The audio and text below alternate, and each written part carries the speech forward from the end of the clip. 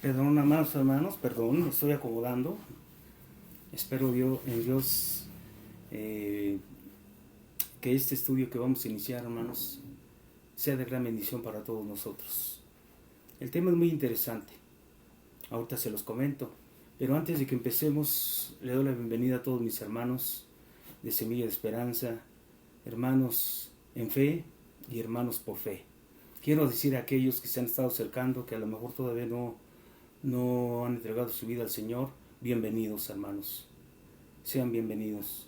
Bien, hermanos, ¿qué les parece si yo espero que ya tengan por ahí su libreta, su lápiz? Vamos a estar anotando algunas citas en este estudio, pero vamos a ponernos en manos de Dios, hermanos. Vamos a poner este estudio en manos del Señor. Bendito Dios, bendito Padre, te damos gracias, Señor. Gracias por este nuevo día, Señor. Gracias por tu presencia, Señor. Gracias por este nuevo estudio. Gracias, Señor, porque tú en todo momento, Señor, te ocupas de nuestro alimento físico y también de nuestro alimento espiritual.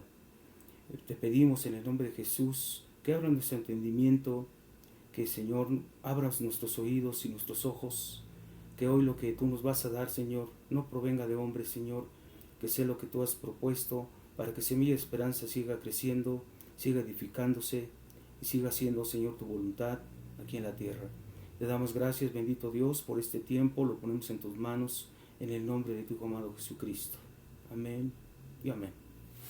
Muy bien, amados hermanos, el tema que vamos a estudiar tiene un propósito muy importante que el Señor me ha mostrado en estos tiempos en Semilla de Esperanza, y en vista de que muchos de nosotros, amados hermanos, no hemos sido homogéneos en nuestro crecimiento. Esto es, dicho de otra manera, venimos de diferentes iglesias, venimos tal vez de diferentes doctrinas, quiero decir, a lo mejor de alguna denominación en especial. Sí, traemos diferentes, a veces, interpretaciones sobre la Escritura. El propósito de este tema, hermanos, es de que revisemos, ¿sí? Revisemos cuáles son los cimientos de la fe cristiana. Quiero comentarles que en ocasiones cuando le preguntamos a algún hermano, oye hermano, ¿eres cristiano? ¿Y por qué se lo decimos? A veces lo decimos hermano porque pues nos nace, ¿no? Pero a veces nos dirigimos a la persona con un poco de más reserva y le decimos, ¿es usted cristiano? Y escuchamos que dicen, bueno, pues me estoy acercando a Dios, o estoy empezando a conocer a Jesús. O a veces la respuesta es, pues no, simplemente que pues yo vivo de esta forma. ¿Y por qué hacemos esta pregunta? Porque vemos su forma de comportarse, su forma de dirigirse, su forma de expresarse sobre algunos puntos de la vida cotidiana, o algunos puntos que tienen que ver también con los padecimientos de estos tiempos. Entonces, hermano, pues si yo te hiciera esa pregunta ahorita, ¿eres cristiano?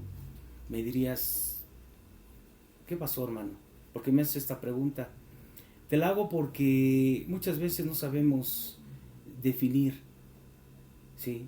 O no decimos con seguridad si lo somos, ¿sí? ¿Por qué? Porque depende de nuestro crecimiento, depende de la forma en que nosotros hemos vivido en el Evangelio. Tal vez recién nacidos, hermanos, tal vez ya con algunos años recorridos, pero esta pregunta es bueno estarla reafirmando en nosotros. Si somos cristianos, ¿por qué somos cristianos? ¿Qué nos distingue de los demás en cuanto a que si somos o no cristianos?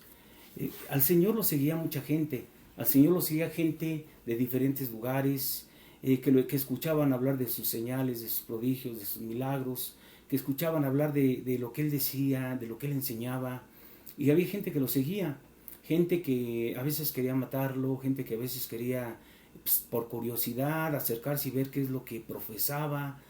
Otra gente pensaba que posiblemente ya había llegado el Mesías esperado por el pueblo judío. Otra gente lo seguía solamente por la provisión, porque pues dentro de esos milagros pues está la alimentación de los 3,000 y los 5,000, que nosotros sabemos, hermanos, es algo muy sobrenatural, algo en lo cual hay mucha enseñanza, algo que también mostraba en ese tiempo y sigue mostrando en cuanto a la provisión, el poder de nuestro Dios, ¿sí? Y bueno, mucha gente lo seguía por diferentes razones. Yo quiero, amados hermanos, que veamos que ese tipo de gente, pues también en nuestros tiempos hay mucha gente que se acerca por diferentes razones a la iglesia, ¿sí? Y muchas veces caemos en el error de pensar que porque ya acudimos a una iglesia somos cristianos, ¿sí? A veces pensamos que porque conocemos algunos versículos o parte de la escritura, algunos pasajes bíblicos, algunas historias, algunos milagros, eso ya nos da la autoridad para decir que nosotros somos cristianos. Y nos presentamos así delante de la gente, del mundo. Sin embargo, ¿qué es lo que verdaderamente distingue a un cristiano? ¿Sí? Nosotros, amados hermanos, que venimos de diferentes iglesias y que Semilla de Esperanza tiene esa característica, pues es bueno que empecemos a sentar las bases. Digo, después de 4 años, siempre tendremos que estar haciéndolo, hermano. Constantemente debemos estar revisando esas bases sobre las cuales hemos caminado, buscando siempre ser fieles en cuanto a la palabra, predicar la sana doctrina, ¿sí? Sabemos, hermanos, que posiblemente muchos que han estado presentes en la iglesia, que no han asistido ocasionalmente, podrían estar pensando diferente. Pero nosotros, amados hermanos, tenemos que ser fieles, tenemos que buscar siempre esa fidelidad, tenemos que apegarnos siempre a la Escritura y ser congruentes con lo que la palabra de Dios dice. En ese esfuerzo, hermanos, sabemos y conocemos nuestras deficiencias, nuestras debilidades, buscamos el respaldo siempre de Dios en cuanto a lo que se hace, en cuanto a lo que se dice, y esperamos siempre agradar a aquel que nos llamó por soldado, ¿sí? Le damos la gloria al Señor por esta intención de nuestro corazón, lo hacemos con todo nuestro corazón, esperando que el Señor se agrade con lo que nosotros hacemos. ¿Y por qué somos cristianos? Vuelvo a preguntar, ¿qué distinguía a los cristianos? ¿Qué distingue a los cristianos y qué los distinguía? ¿Qué distinguía a los primeros cristianos? ¿Qué me puedes decir al respecto, hermano? Vamos a empezar a hacer algunas anotaciones, ¿sí?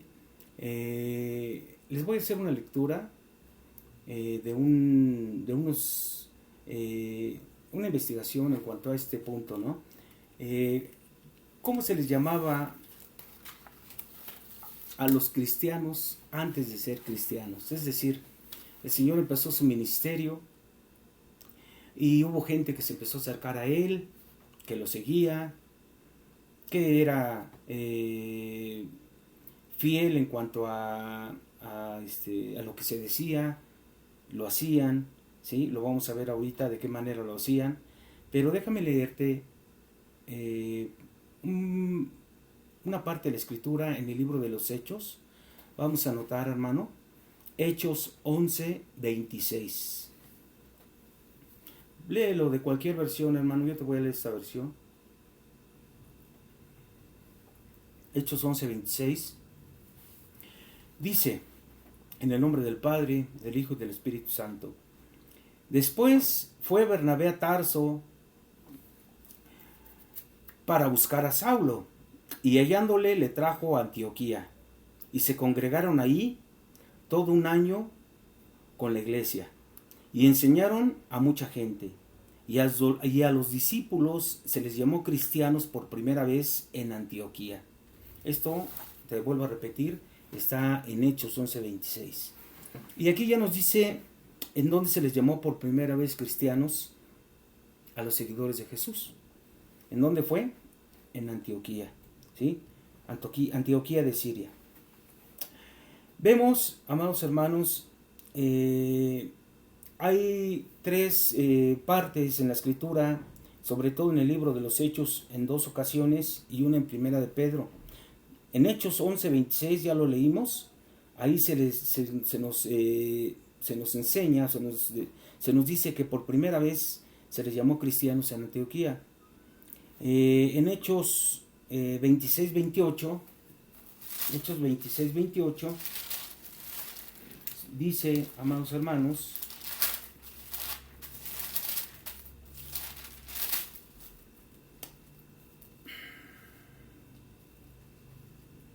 Entonces Agripa dijo a Pablo: por poco me persuades a ser cristiano, es decir, por poco me convences a ser cristiano. Es decir, ya se les daba el mote, hermanos, ya se les ubicaba como a cristianos a los seguidores de Jesús, ¿sí? Vamos a Primera de Pedro 4, 16. Primera de Pedro 4, 16.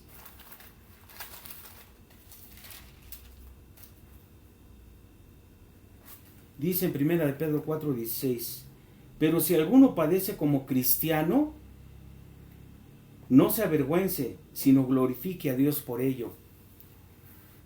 Pedro, contemporáneo, vivió con el Señor, comió con el Señor, descansó con el Señor, predicó o acompañaba al Señor en sus recorridos, ¿sí? Él, escuchando la forma en que se dirigían a los cristianos, él lo confirma aquí, ¿no? Como diciendo, así nos dicen, así nos llamamos, ¿sí? Cristianos. Por eso dice: pero si alguno padece como cristiano, es decir, como seguidor de Jesús, no se avergüence, sino glorifique a Dios por ellos. Qué interesante, hermano. Sin embargo, si en Antioquía de Siria, donde los primeros discípulos comenzaron a llamarse así, los nombres habituales, fíjate, esto es importante, con el que se llamaba a los seguidores de Jesús, ¿sí? No de inmediato les dijeron cristianos, fueron conocidos también como discípulos. Quiero que anotes, hermano, y tú lo busques para ir aventajando un poco. Se les llamó discípulos. Ese fue un calificativo que tenían, discípulos. Esto lo encontramos en Hechos 6.1. Creyentes. Esto lo ubicamos en Hechos 5.14 y Hechos 21.20. También se les llamó santos. Esto en Hechos 26.10, Romanos 8.21, 27, perdón.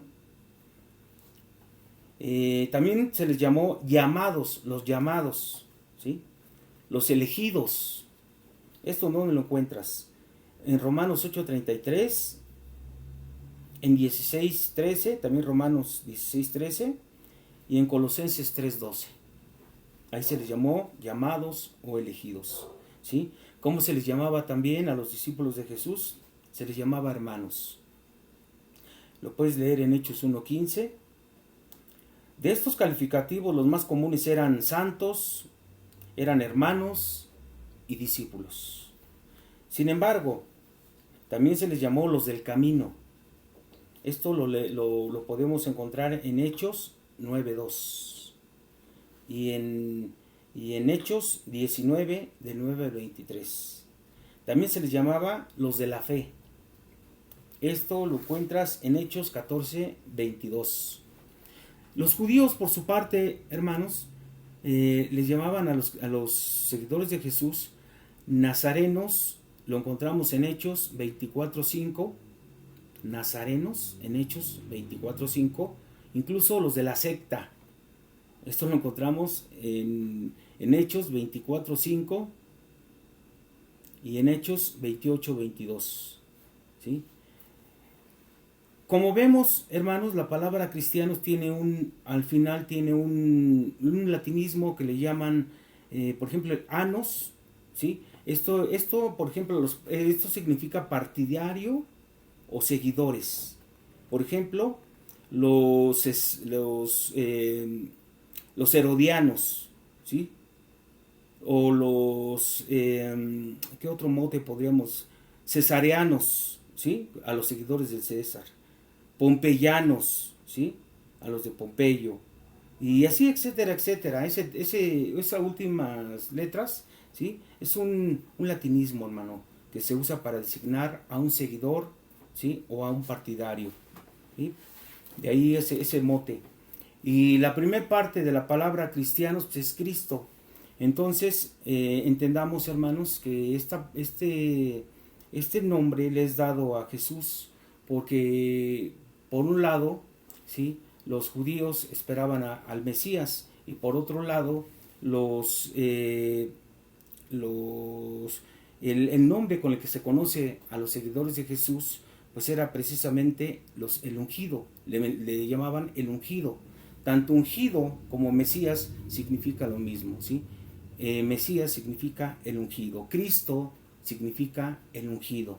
Así es que Cristo, a sus seguidores se les llamó cristianos. Interesante, hermano, sobre esa terminación latina. ¿A qué nos lleva esto? No se les llamó de inmediato cristianos. Tuvo que haber o presentarse situaciones en las cuales nuestro Señor demostraba, ¿sí?, con su caminar, con su vivir, con lo que las señales, con los milagros, con lo que enseñaba, con las reflexiones con las cuales llevaba a la gente a verdades divinas, verdades espirituales, con todo eso que enseñaba, ¿sí? Él fue siendo ubicado en su tiempo como el Hijo de Dios. Él fue siendo ubicado como el Mesías esperado por parte de los que lo siguieron, ¿sí? Para ellos ya había llegado el Mesías, ¿sí? Y por parte de sus seguidores lo veían como el ungido, el aquel esperado. Recordemos el lugar que ocupa en este proceso Juan el Bautista, ¿sí? Donde aún habiendo visto las señales y los prodigios y durante el bautismo, ¿sí?, el descender el Espíritu Santo como paloma, todavía preguntaba, ¿será o no será? ¿Sí? Y tanto así que envió a sus discípulos, los envió a preguntarle al mismo Jesús, ¿eres tú el que esperábamos nosotros? ¿Sí? ¿Eres tú el enviado de Dios? Y él solamente les dijo, observa lo que has visto, ¿sí? Ve y comenta lo que has visto, ¿sí? ¿Qué le estaba diciendo? Tú has visto que ha habido milagros, que ha habido prodigios, que los sordos escuchan nuevamente, los mudos han hablado, los paralíticos se levantan. Observa lo que yo estoy, o lo que tú has visto, eso ve y cuéntale a Juan el Bautista, ¿sí? Entonces, ¿qué es lo que lo caracterizaba o qué es lo que lo presentaba como el Hijo de Dios? ¿Qué es lo que lo presentaba como el Cristo esperado? ¿Qué es lo que como el ungido de Dios? ¿Qué es lo que lo presentaba como eso? ¿Sí? Todo lo que él representaba, ¿sí?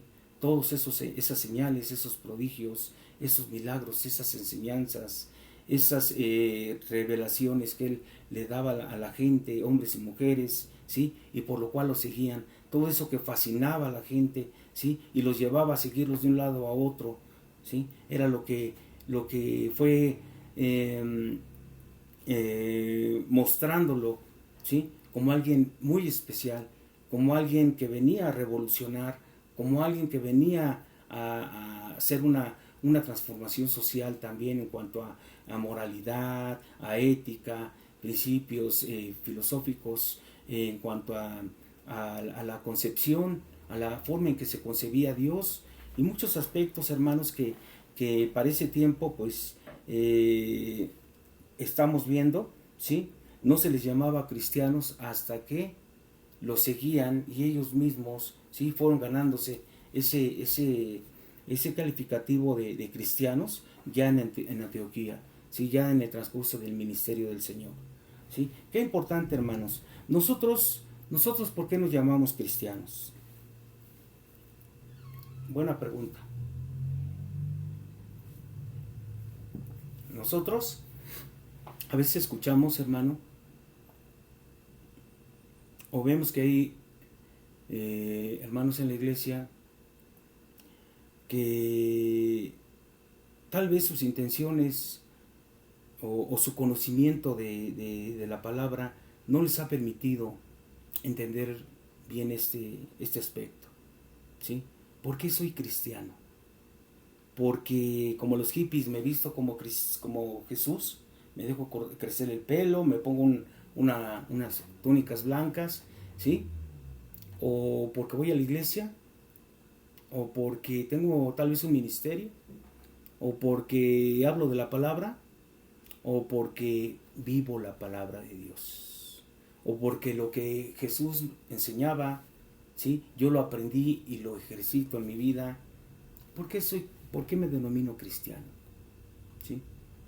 Vamos a entender algo, hermanos. Esto también nos va a llevar a la unidad de la iglesia. Recordemos que toda la gente que seguía a Jesús no tenía las mismas características. No era una población homogénea, es decir, todos judíos convertidos al Señor, o todos gentiles. No, judíos, griegos, etíopes, de muchas partes del mundo, sí, se convertían a Jesús y se volvían cristianos. ¿Por qué lo hacían? Porque se conviccionaban. ¿Por qué lo hacían? Porque pudieron ver su vida transformada. ¿Por qué lo hacían? No lo hacían como lo hacían los seguidores al principio, es decir, que muchos lo seguían solamente, algunos para matarlo, otros por curiosidad, otros porque pues son buenas gentes, ¿no? Y aquí pues esta gente me gusta estar, me siento cómodo, no me exigen, o etcétera, etcétera, ¿no, hermano? Hay muchas cosas que podrían llevarnos a decirnos, a hacer que nosotros nos digamos cristianos, ¿sí? ¿Qué es lo que verdaderamente distingue a un cristiano? Entonces, hermano, vamos a comentar precisamente algunas características de esos primeros cristianos que nos dan tanta y tanta enseñanza. Yo te invito, hermanos, a que vayamos al libro de los Hechos otra vez, a Hechos 2, Hechos capítulo 2, versículo 43.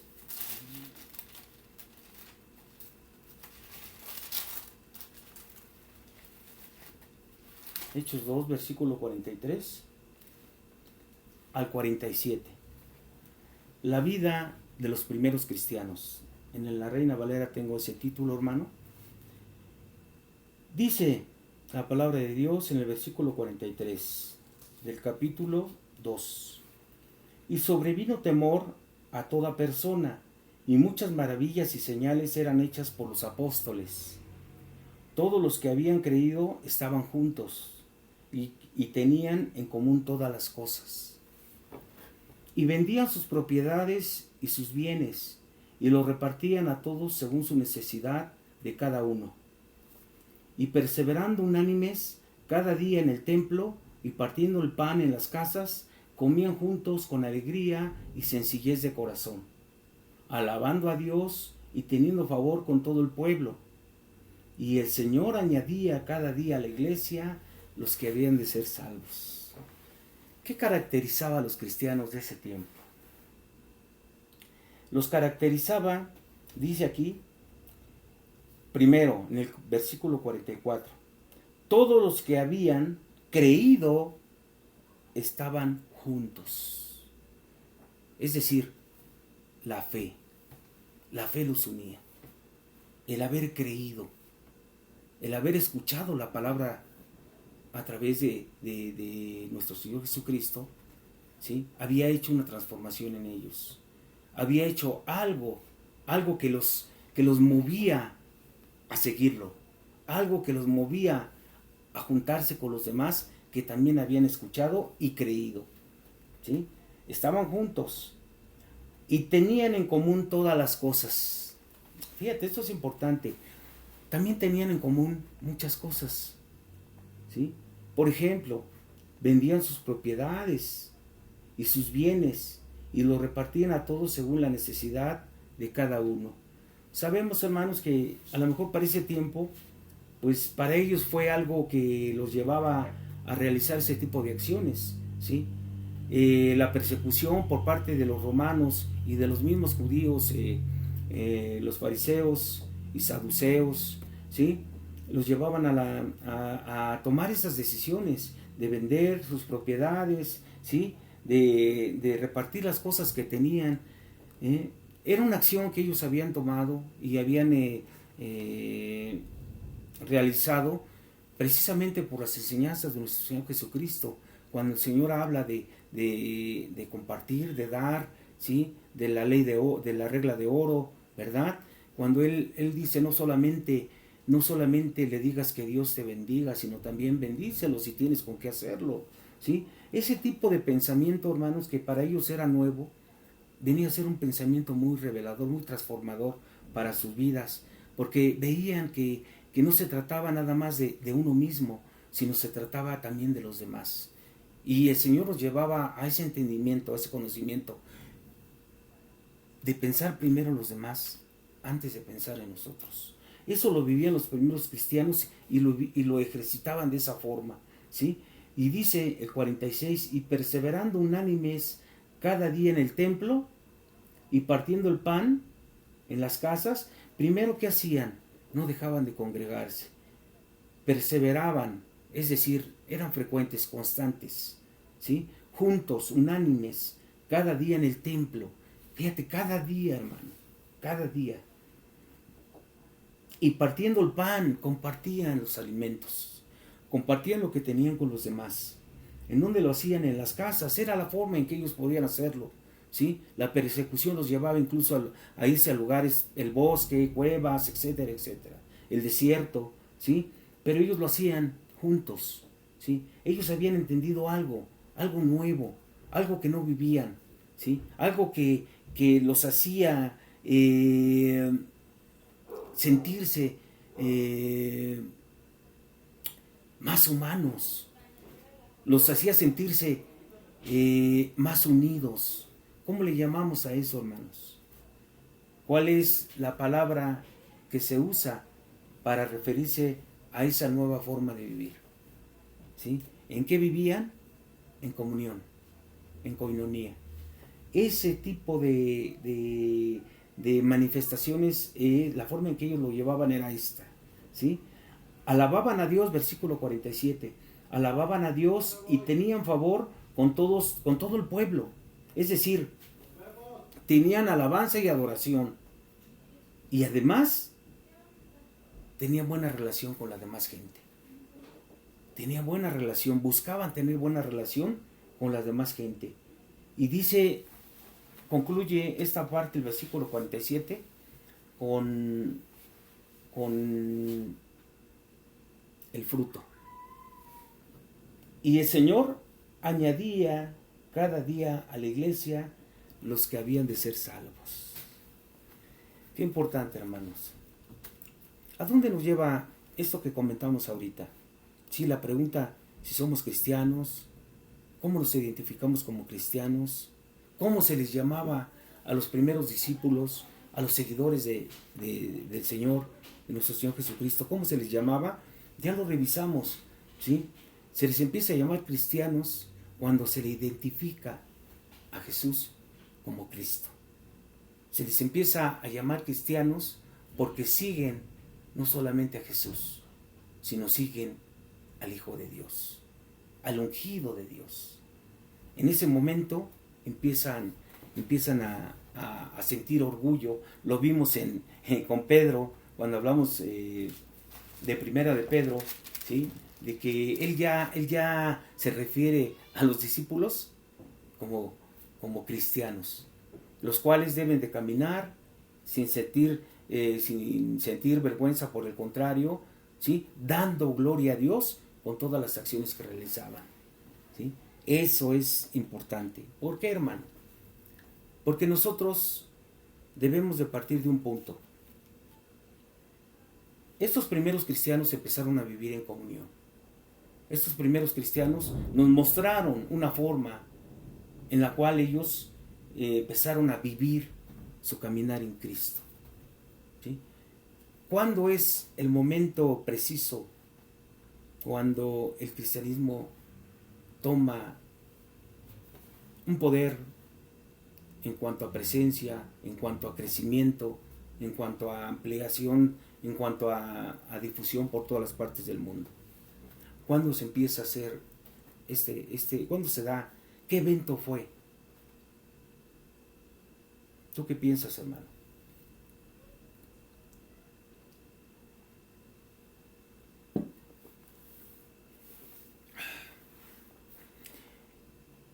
En la muerte y resurrección del Señor.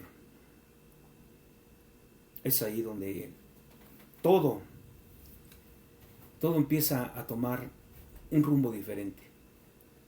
Siguen siendo perseguidos y asolados, siguen siendo cuestionados, criticados, asesinados, ¿sí?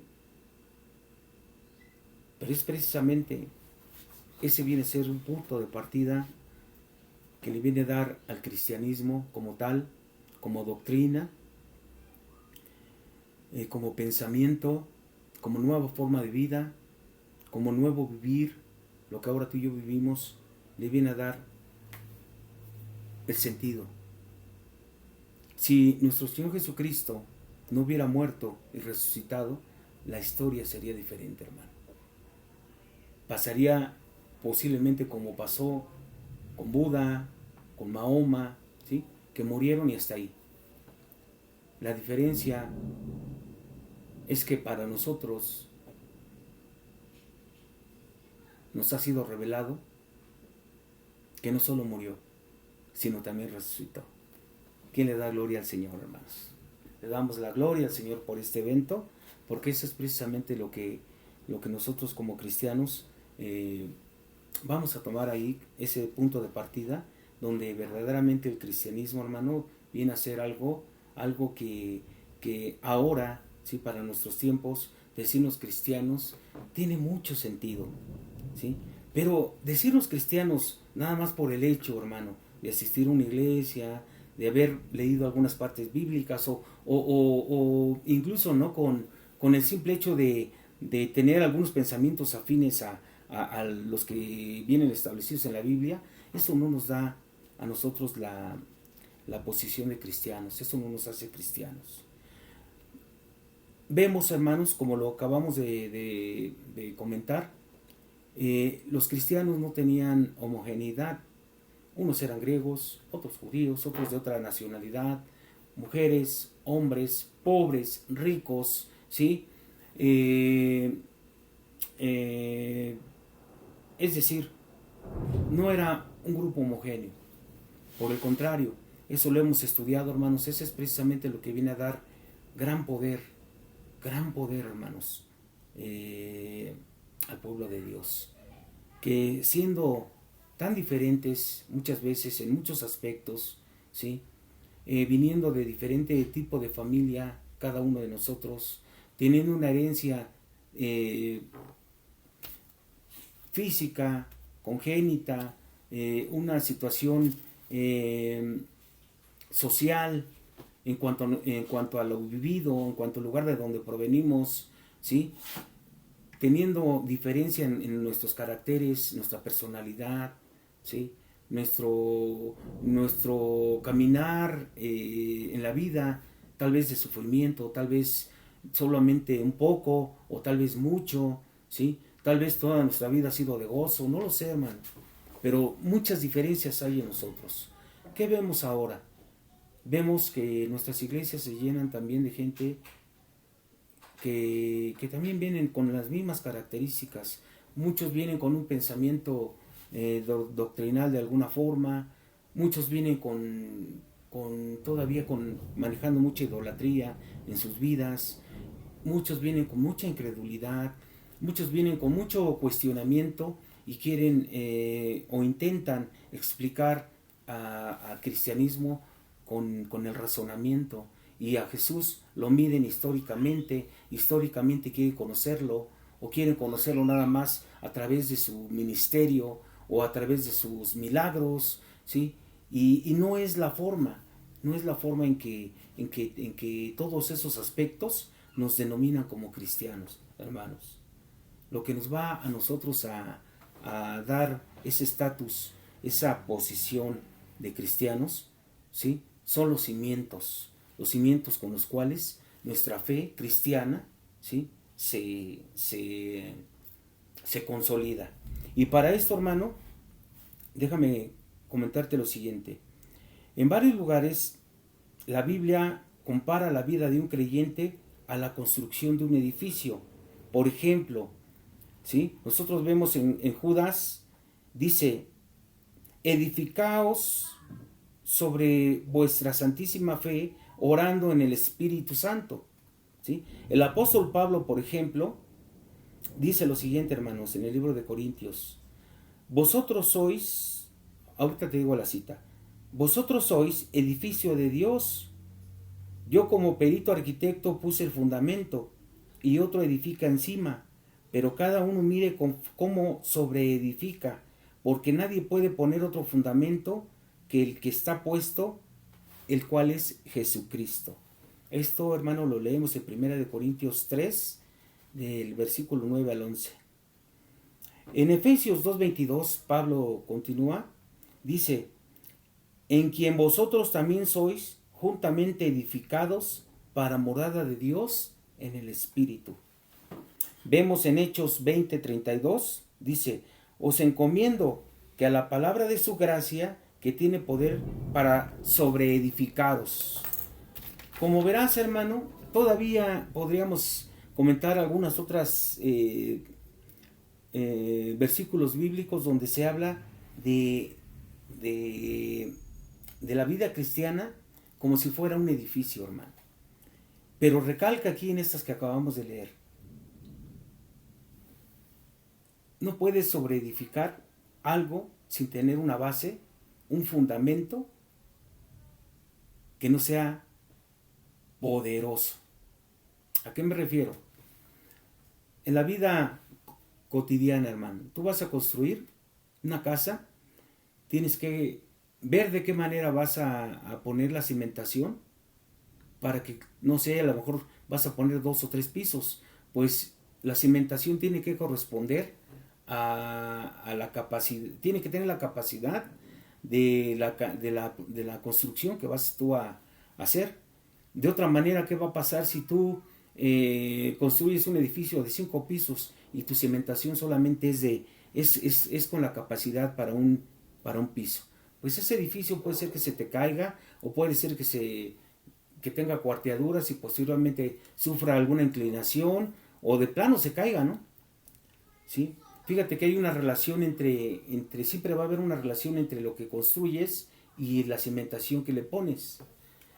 ¿A qué nos lleva en la vida espiritual esto? A veces, hermanos, en nuestra vida cristiana no tenemos entendido, ¿sí?, que nuestra vida debe estar bien fundamentada. Y tampoco entendemos a veces que ese fundamento debe ser única y exclusivamente la piedra del ángulo, que es nuestro Señor Jesucristo. A veces, y muchos hermanos lo vemos, hermanos, fundamentan su vida cristiana en lo que esperan recibir de la iglesia, en lo que esperan recibir de su ministerio, en el lugar que quieren ocupar en la iglesia. ¿Sí? Muchos se acercan nada más para ver qué es lo que hablan, qué es lo que dicen. A muchos les agrada la forma en que se llevan, según la congregación, la forma en que se conviven, la forma en que se ayudan, la forma en que participan en las actividades de la iglesia. ¿Sí? Ninguna de esos aspectos, hermano, va a formarte un fundamento donde tu vida cristiana se levante verdaderamente como un edificio que va a resistir, que va a resistir el paso del tiempo, ¿sí?, y que va a sobreedificarse, que si ya pusiste un piso, ahora ya tienes la capacidad para otro, ¿sí? Si tu base, si tu fundamento, vamos a hablar como arquitectos, hermano, si tu cimiento no es lo suficientemente poderoso, capaz de sostener una vida cristiana, lo más seguro, hermano, que si no es Jesucristo ese fundamento, ese edificio que podamos construir en 5, 10, 15 años, va a ser que el primer ventarrón, que el primer problema, que la primera situación se tambalee. ¿Se entiende esto, hermano? Es muy claro. Tiene que haber un fundamento que verdaderamente sostenga todo lo que se va a construir sobre él. El caminar, hermano, si tú vas a tener un ministerio, si tú vas a tener un servicio en la iglesia, siempre debes de tener claro que ese servicio, que ese ministerio no va a ser para tener recompensas personales, que primeramente tendrás que agradar a aquel que te llamó, que primeramente tendrás que agradar al que hizo posible que tu vida en primera recibieras el perdón de pecados, y después que tu vida empiece a recibir una transformación paulatina bajo un proceso en el cual el Señor está obrando en todo momento y perfeccionando su obra. Dice su palabra hasta su regreso. Sí. Filipenses 1:6. Entonces, aún así en el orden espiritual sucede lo mismo, hermano, en que en la vida de muchos que profesan ser cristianos empiezan con la intención de construir un edificio, ¿sí?, que le dé forma a su vida, pero por desgracia antes, dice, déjame leerte esto, antes de mucho tiempo, su estupendo edificio comienza a hundirse, a vacilar, a salirse de la verdad, se inclina de una forma peligrosa, ¿sí? A veces se derrumba por completo y no quedan más que ruinas de un montón de promesas, oraciones, a veces buenas intenciones que no se cumplieron nunca.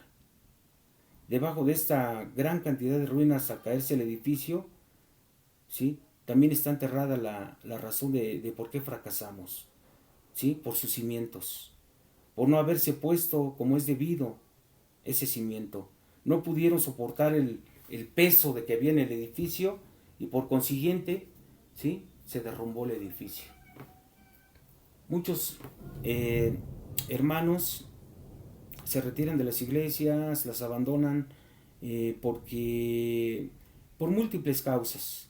Muchos hermanos deciden al primer embate que reciben en cuanto a alguna situación crítica, deciden retirarse y dejar el camino del Señor. Otros hermanos se molestan con algún hermano de la congregación, o se molestan por alguna actividad que se realice ahí, o se molestan porque no se hace lo que ellos consideran que es bueno que se haga, y bueno, se pone también a prueba aquí la fe. ¿Y qué pasa con ese edificio? Si tú tienes una base sólida, posiblemente decidas cambiar de lugar porque el Señor te ha mostrado, el Señor te ha llevado a una revelación en la cual pues tú necesitas un lugar diferente donde tu ministerio, ¿sí?, se desarrolle, crezca, ¿sí? Esa es una situación diferente, pero una situación que tiene que ver con una falta de fundamentación de ese edificio que es tu vida cristiana, ¿sí? Si no está bien edificado, bien fundamentado, pues ¿qué va a pasar, hermano? Lo más seguro es que cualquier situación que se presente siempre vas a ver y vas a culpar a los hermanos, al pastor, a la iglesia, a los líderes, ¿sí?, y a lo mejor hasta a Dios. Y te alejas. ¿Qué es lo que le faltó? El fundamento. Todo lo que te comenté anteriormente, hermano, tiene que ver con ese fundamento. Nosotros vamos a estudiar esos cimientos. ¿Y cuál es ese fundamento de esos cimientos? Ya lo dijimos ahorita, nuestro Señor Jesucristo, Cristo es la roca. Entonces déjame hacerte una pregunta. ¿Cuál es el cimiento entonces designado por Dios para la vida cristiana? ¿Cuál es ese cimiento? Pablo nos da la respuesta en 1 Corintios 3:11. Por favor, hermano, acompáñame, 1 Corintios 3:11. Vamos a terminar ya, hermano. Y vas a ver, hermano, que ese tema que vamos a estar comentando, vamos a ver la palabra de Dios también como parte de ese fundamento. El nuevo nacimiento, la resurrección. ¿A qué nos debe de llevar todos estos temas? ¿Cuál es el objetivo? ¿Cuál es el propósito? A que nuestra vida cristiana, hermano, esté bien fundamentada.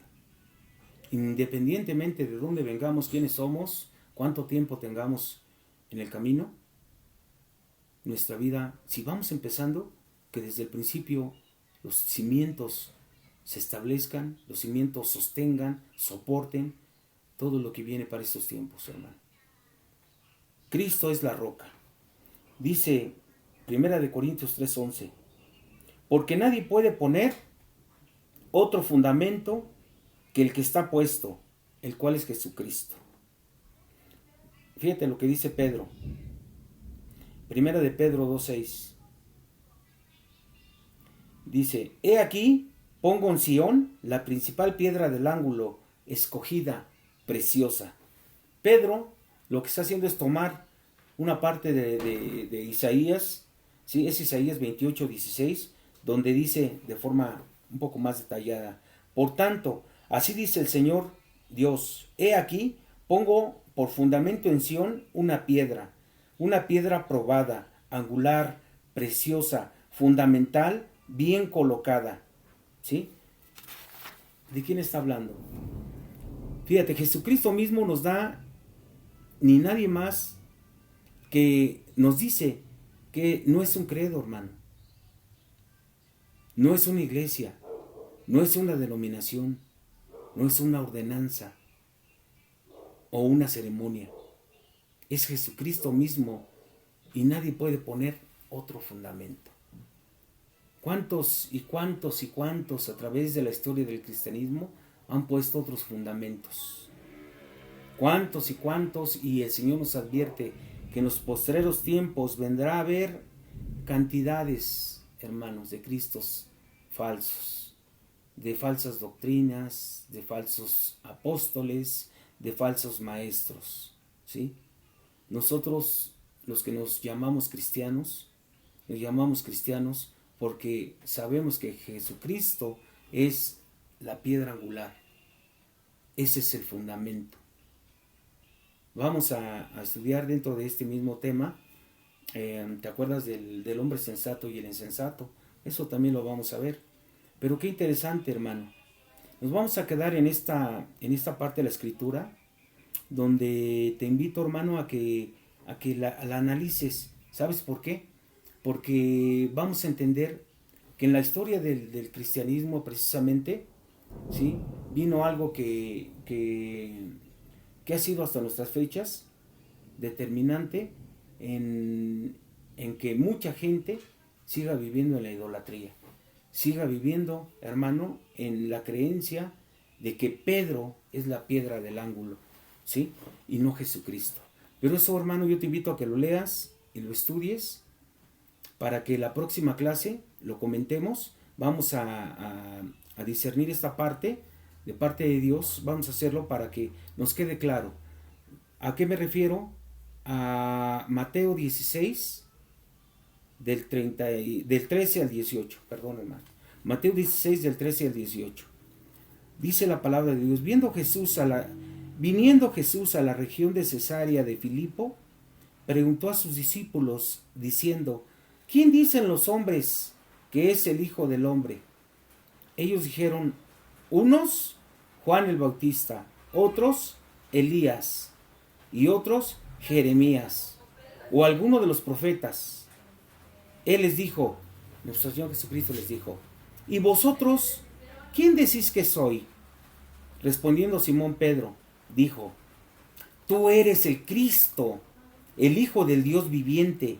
Entonces le respondió Jesús, bienaventurado eres, Simón, hijo de Jonás, porque no te lo reveló carne ni sangre, sino mi Padre que está en los cielos.